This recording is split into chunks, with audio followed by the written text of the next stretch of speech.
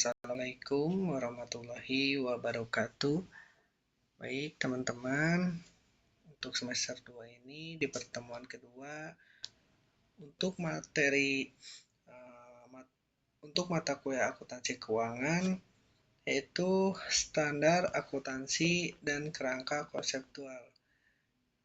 Langsung saja untuk output pertemuan pada sesi kali ini menjelaskan prinsip dan standar akuntansi keuangan. Yang kedua, menjelaskan konsep dasar, prinsip, dan standar akuntansi keuangan. Next, standar akuntansi menurut Ikatan Akuntan Indonesia (IAI), standar akuntansi keuangan merupakan pengumuman resmi yang dikeluarkan oleh badan yang berwenang. Standar akuntansi keuangan memuat konsep, standar, dan metode yang dinyatakan sebagai pedoman umum dalam praktek akuntansi perusahaan dalam lingkungan tertentu. Kemudian di sisi lain, standar akuntansi keuangan yaitu laporan keuangan untuk bertujuan dibuat untuk memenuhi kebutuhan sebagian besar pengguna laporan keuangan. Pengguna laporan keuangan beraneka ragam dengan memiliki kebutuhan yang berbeda. Oleh karena itu, untuk menyusun laporan keuangan diperlukan standar akuntansi keuangan. Jadi, standar akuntansi ini yaitu suatu standar atau batasan atau tolak ukur untuk memuat konsep bagaimana pelaporan daripada akuntansi keuangan itu dibuat. Salah satunya yaitu memperhatikan daripada standar Ikatan Akuntansi Indonesia. Selanjutnya terkait prinsip dasar akuntansi. Yang pertama yaitu prinsip harga perolehan (historical cost principle). Nah, secara umum, setiap aktiva perusahaan harus dicatat dan dilaporkan menurut harga perolehannya. Nah, harga perolehan itu apa sih? Nah, harga perolehan adalah terdiri dari harga beli termasuk berbagai bea dan PPN. Masukan tak boleh restitusi atau pengembalian kelebihan bayar pajak. Dan biaya-biaya yang dapat didistribusikan secara langsung. Harga aktiva yang dimaksud ditetapkan dan dapat bekerja atau digunakan untuk penggunaan yang dimaksud. Yang dimaksud harga perolehan adalah aktiva dibentuk dari dua unsur. Yang pertama unsur pokok. Unsur pokok harga perolehan suatu aktiva sangat ditentukan oleh cara perolehannya. Bisa berdasarkan harga beli, taksiran harga pasar, biaya pembuatan, nilai tunai dari suatu angsuran, atau bahkan dapat didasarkan pada kebijakan pimpinan. Nah, selanjutnya yaitu unsur tambahan, terdiri dari berbagai pengeluaran di luar unsur pokok yang dapat didistribusikan secara langsung ke dalam harga perolehan aktiva bersangkutan. Jadi, untuk harga peroleh ini diperoleh atau dibentuk daripada dua unsur, yaitu unsur utama dan unsur tambahan. Semua harga perolehan itu termasuk biaya-biaya, mau itu daripada harga beli ataupun bea masuk daripada pengembalian kelebihan bayar pajak. Biaya-biaya yang disebutkan secara langsung harga aktiva yang dimaksud ditempatkan dan dapat bekerja atau digunakan untuk penggunaan.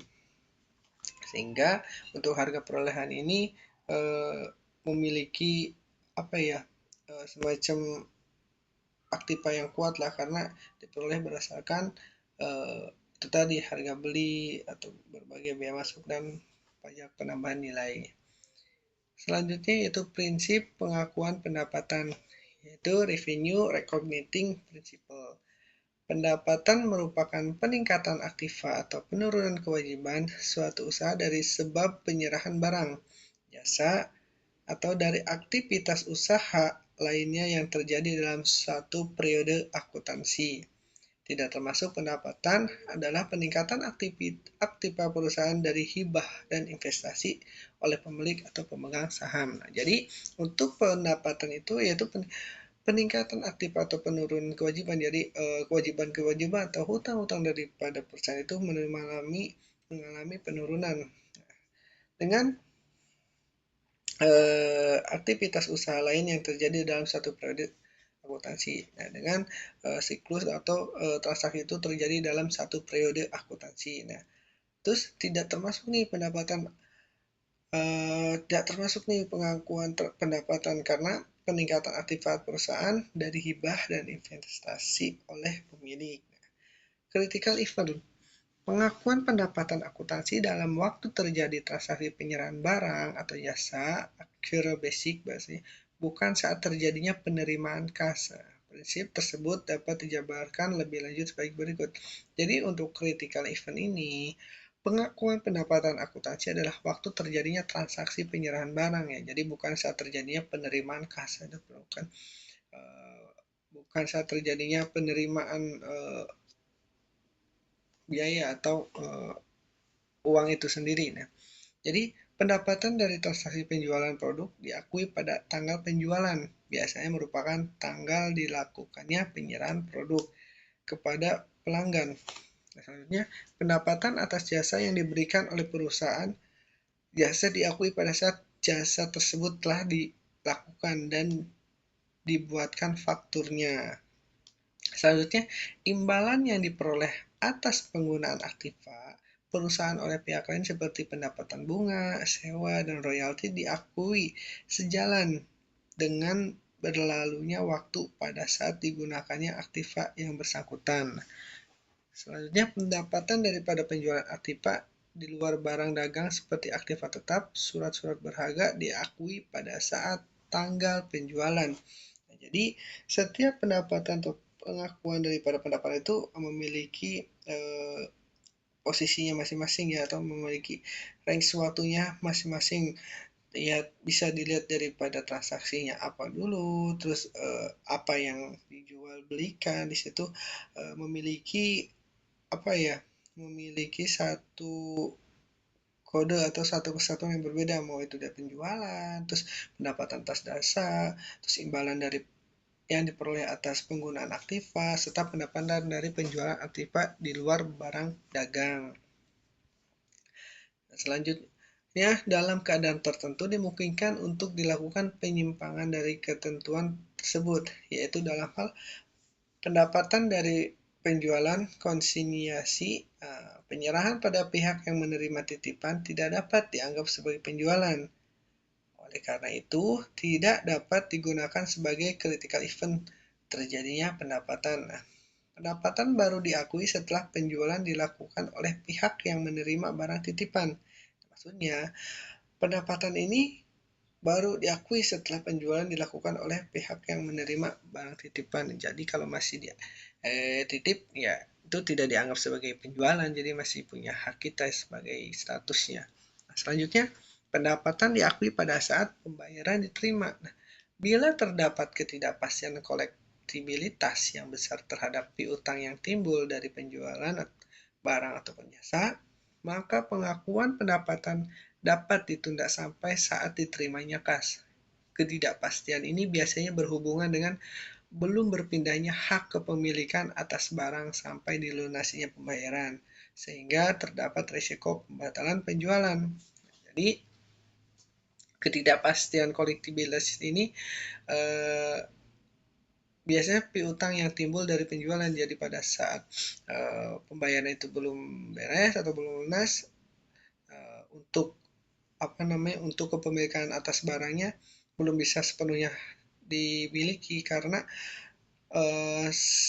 resiko terjadinya pembatalan itu sangat terjadi karena posisinya belum selesai atau belum dilunasi pembayaran daripada transaksi yang dilakukan dalam penjualan itu sendiri. Nah, selanjutnya, pendapatan diakui pada saat selesainya proses produksi. Cara pengakuan pendapatan ini lazim digunakan untuk produk yang sudah terjamin atau sudah dipastikan penjualannya dengan harga yang telah ditetapkan berdasarkan kontrak.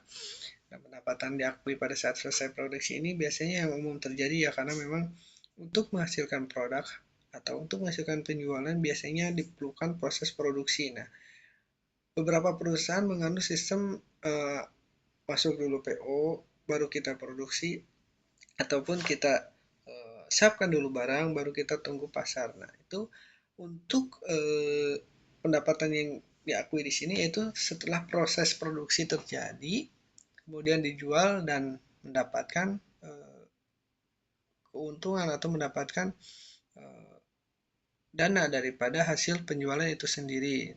Selanjutnya, pendapatan diakui secara profesional selama tahap produksi.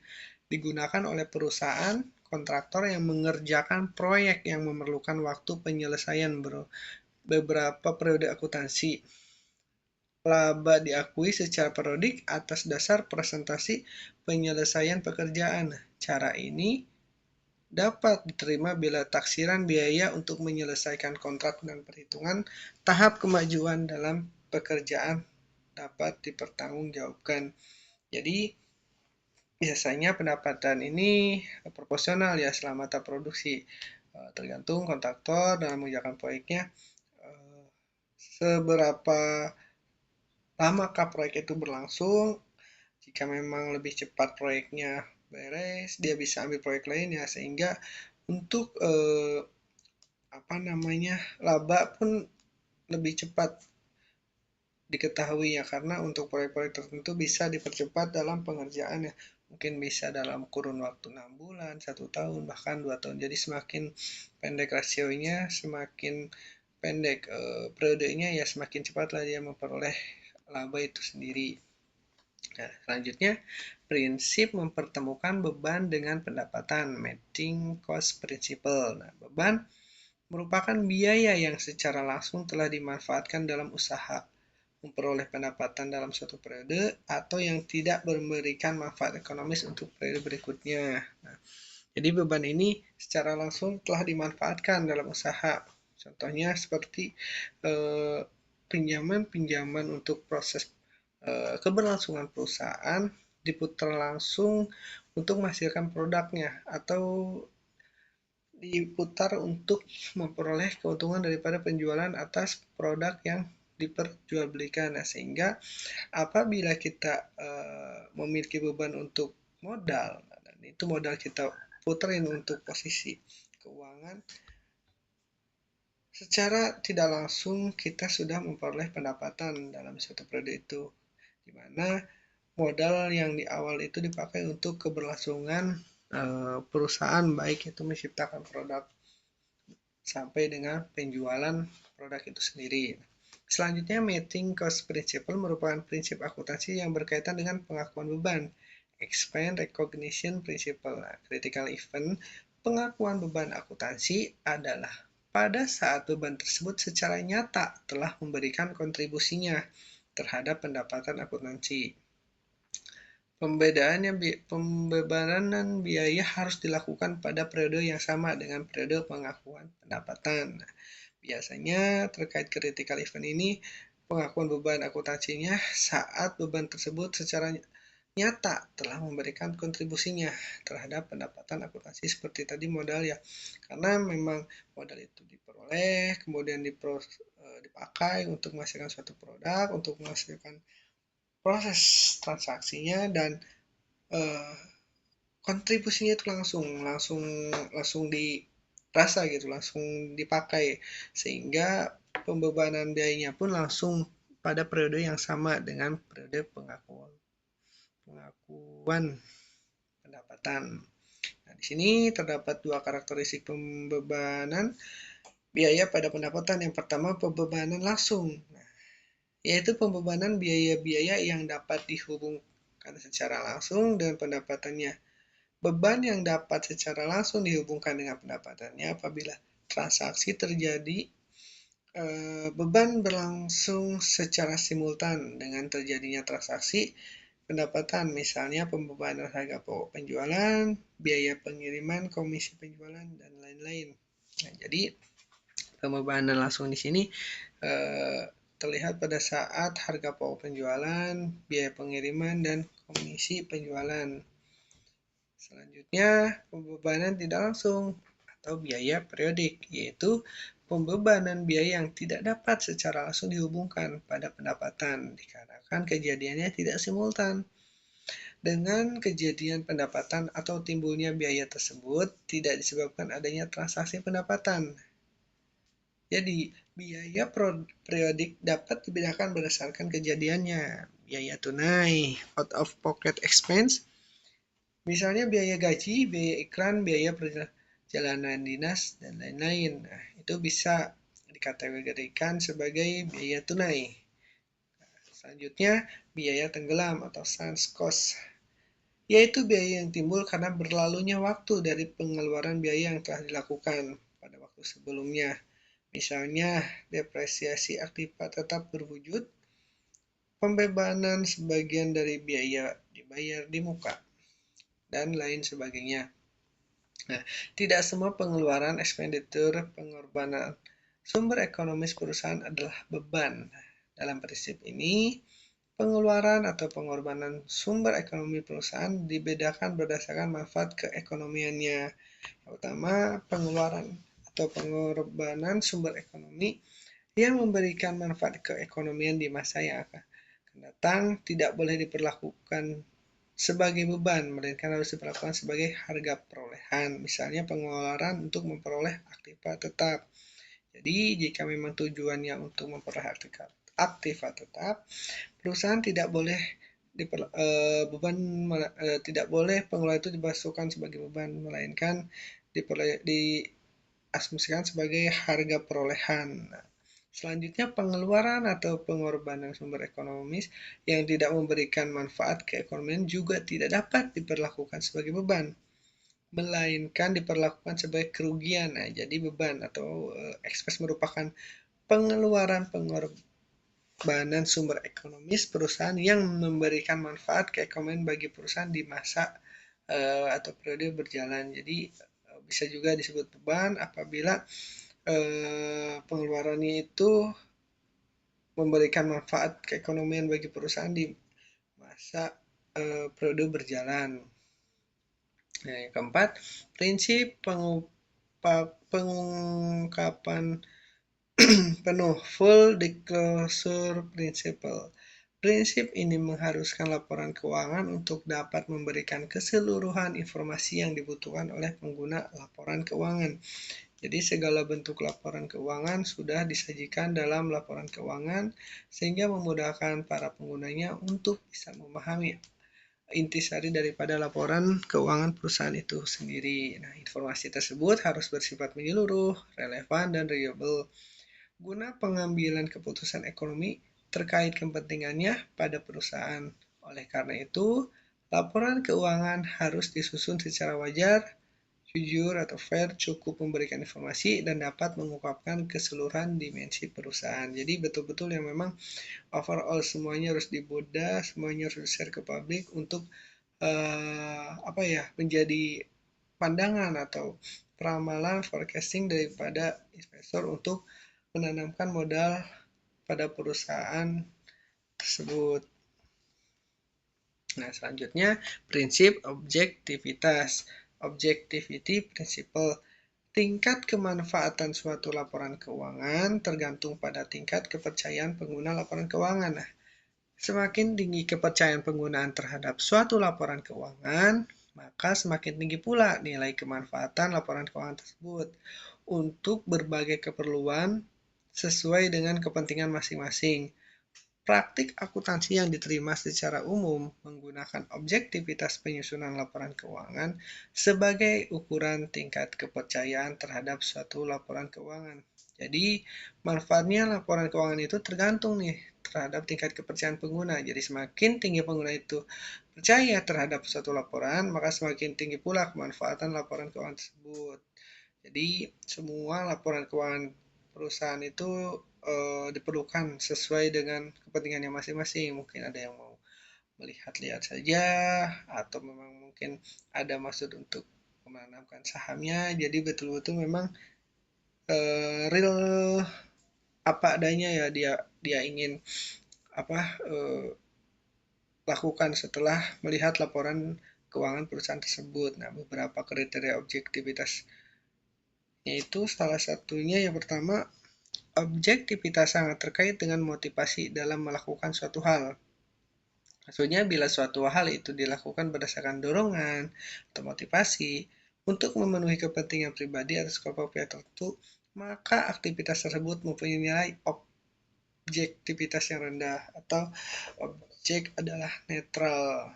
Nah, selanjutnya, objektivitas sangat terkait dengan bagaimana cara yang digunakan apabila suatu itu dihasilkan dari suatu proses yang taat pada ketentuan prinsip-prinsip, nilai, batasan-batasan yang telah ditetapkan.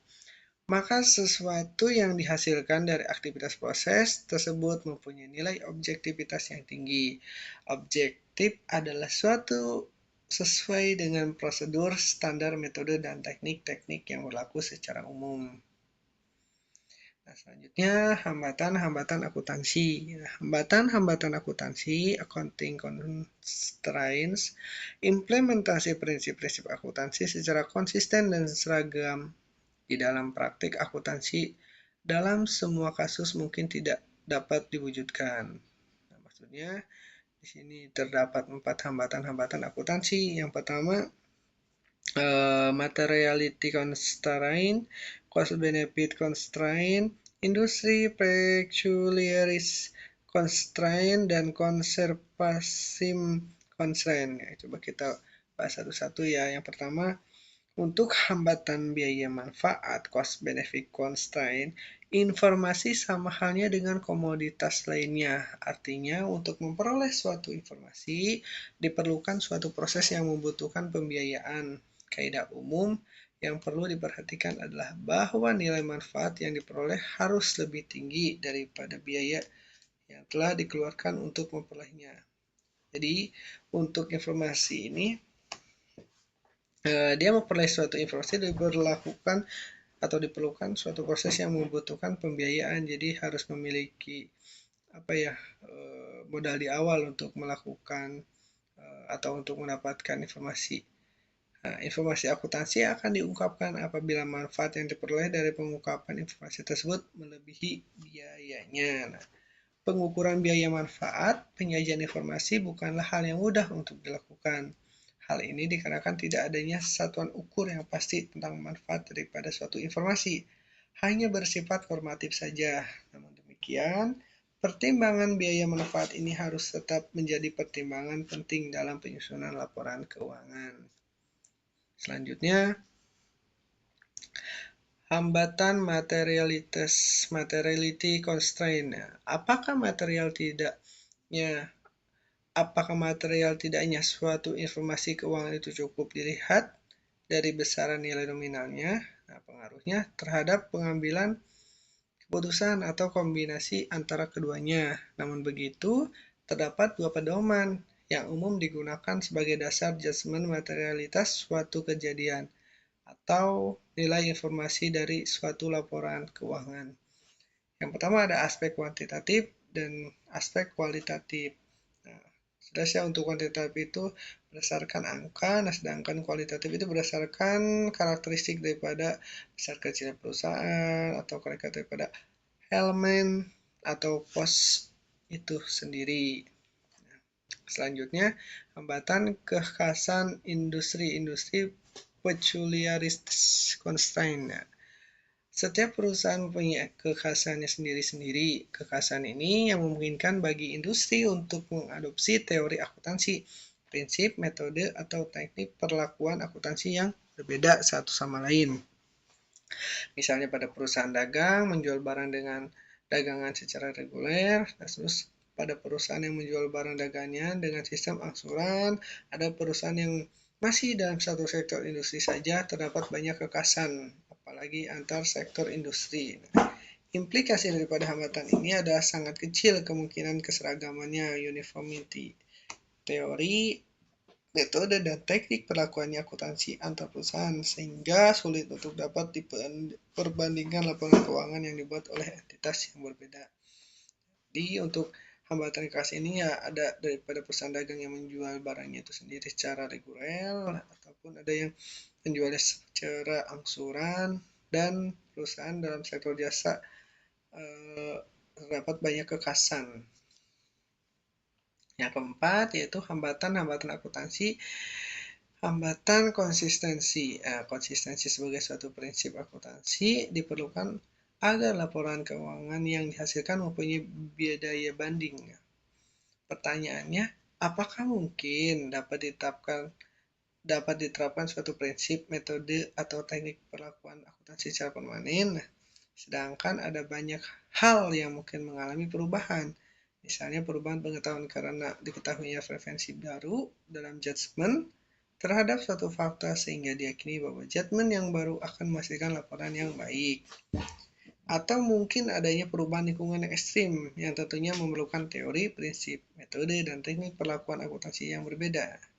Dalam hal-hal tertentu, standar akuntansi keuangan terpaksa harus memperoleh atau bahkan mengharuskan dilakukannya penyimpangan prinsip konsistensi atau diperbolehkannya untuk melakukan perubahan teori, prinsip, metode, dan teknik perlakuan akuntansi selama ada dasar pembenarannya. Nah, berikut kerangka konseptual akuntansi keuangan. Yang pertama, tujuan laporan keuangan, yaitu terdiri dari karakteristik khusus, umum, kualitatif.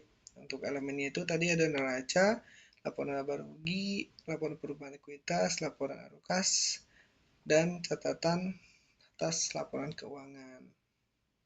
Kesimpulannya, standar akuntansi keuangan (SAK) merupakan pedoman resmi yang ditetapkan oleh badan berwenang sebagai dasar dalam penyusunan dan penyajian laporan keuangan. Terus prinsip-prinsip akuntansi keuangan yaitu prinsip harga perolehan, prinsip pengakuan pendapatan, prinsip mempertemukan beban dengan pendapatan, prinsip pengungkapan penuh, dan prinsip objektivitas. Oke, terima kasih. Mungkin cukup sekian pemaparan terkait materi pertemuan kedua untuk mata kuliah akuntansi keuangan. Jika ada pertanyaan, bisa nanti kita buka forum di pertemuan tatap muka. Akhirul kalam, saya akhiri. Wassalamualaikum warahmatullahi wabarakatuh.